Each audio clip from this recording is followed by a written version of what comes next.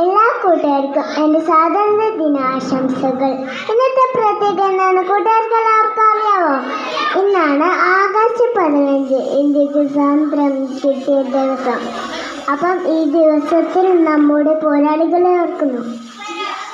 അപ്പം ഗാന്ധിജി, ജവഹർലാൽ നെഹ്റു, സുഭാഷ് ചന്ദ്രബോസ്, ഭഗത് സിംഗ് അങ്ങനെ തുടങ്ങിയവരുടെ പോരാട്ടത്തിൻ്റെ ഫലമായി 1947 ആഗസ്റ്റ് 15 ബ്രിട്ടീഷ് ഭരണത്തിൽ നിന്നും സ്വാതന്ത്ര്യം നേടിത്തന്നു.